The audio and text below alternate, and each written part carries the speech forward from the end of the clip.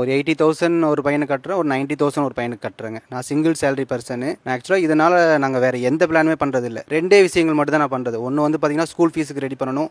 ஏதாவது emergency health issue வந்து அதை ரெடி பண்ணணும். ஃபஸ்ட் இயரில் ஃபீஸ் கம்மியாக இருக்குது, பட் நெக்ஸ்ட் இயர் போகும்போது அகெயின் 15% இன்க்ரீஸ் ஆகிடுது. நம்மளை விட நம்ம பசங்க நல்லா வரணும்னு தான் எல்லா பேரண்ட்ஸும் நினைப்போம். அவர் சொன்ன மாதிரி ஸ்கூல் ஃபீஸு பல மடங்கு ஏறிக்கிட்டே தான் இருக்குது. நான் என் பையனை ஸ்கூலுக்கு சேர்க்கறதுக்கு கிட்டத்தட்ட 10லேருந்து 12 ஸ்கூலு விசாரித்தேன், இன்க்ளூடிங் விஜயனோட ஸ்கூலையும்.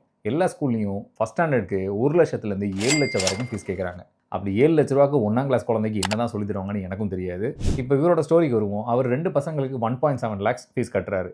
இது 15% இன்க்ரீஸ் ஆகிட்டே போகுது அப்படின்னு சொன்னால் நெக்ஸ்ட் 5 இயர்ஸில் 3.6 lakhs ஆயிரும். இதே நெக்ஸ்ட் 10 இயர்ஸில் கிட்டத்தட்ட 7 லட்ச ரூபாய் ஆயிரும். இது இப்படியே இன்க்ரீஸ் ஆகிட்டு தான் போயிட்டு இருக்கோம். நம்மளுக்கு வேலை இருக்குது இல்லை, சம்பளம் இருக்குது இல்லை, கண்டிப்பாக குழந்தைங்களோட ஃபீஸை கட்டி தான் ஆகணும். இதுக்கு என்ன தான் சொல்யூஷன் அப்படிங்கிறத பார்க்கலாம். ஆஸ் அ ஃபினான்ஷியல் அட்வைசராக நான் முதல்ல சொல்கிறது என்ன அப்படின்னா, குழந்தை பிறந்த உடனே எப்படி ஸ்கூலில் சேர்க்க தான் போகிறோன்னா, ஸ்டார்டிங்லேயே ஒரு 10,000லேருந்து 15,000 குழந்தையோட பேரில் ஈக்விட்டி ஃபண்டில் போடுறது நல்லது. அது நெக்ஸ்ட் 10 to 15 இயர்ஸில் ஒரு பெரிய கார்பஸாக மாறிடும். அன்றைக்கி நம்மளுக்கு ஃபீஸ் ஒரு பெரிய பர்டனாக இருக்காது. ரெண்டாவது, எப்போவும் எக்ஸ்பென்சஸை கட் பண்ணுறதுக்கு ட்ரை பண்ணாதீங்க, இன்கம்மை இன்க்ரீஸ் பண்ணுறதுக்கு ஃபோக்கஸ் பண்ணுங்கள்.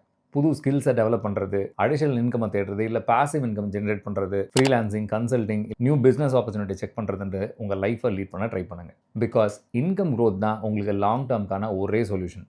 மூணாவது, குழந்தைங்களோட ஸ்கூல் ஃபீஸ் கட்டுறதுக்கு லோன் எடுக்கிறது, கிரெடிட் கார்டை யூஸ் பண்ணுறது எப்போவுமே பண்ணாதீங்க. அது ஃப்யூச்சரில் பெரிய ஃபினான்ஷியல் பர்டனாக வரதுக்கான சான்சஸ் இருக்கும். குழந்தைங்களோட எஜுகேஷன், ஃப்யூச்சரில் வீடு கட்டுறது, ரிட்டைர்மெண்ட் பிளான் பண்ணுறது, இது எல்லாமே ரொம்ப ரொம்ப அவசியமான விஷயம். ஸ்கூல் ஃபீஸ்க்கே எப்படின்னா, காலேஜ் ஃபீஸ் இப்போ 20 லட்சம் இருக்குது, 10 வருஷம் கழிச்சு 40லேருந்து 50 லட்சமாக மாறிடும். அதுக்கு என்ன பண்ண, ஏர்லியாக ஃபினான்ஷியல் பிளானிங் பண்ணுறது ஆப்ஷன் இல்லை, நெசசிட்டி. உங்களோட குழந்தைங்களோட ஃபீஸு கடைசி 5 வருஷத்தில் எப்படி இன்க்ரீஸ் ஆகிருக்குன்றதை கமெண்ட்டில் கண்டிப்பாக சொல்லுங்கள்.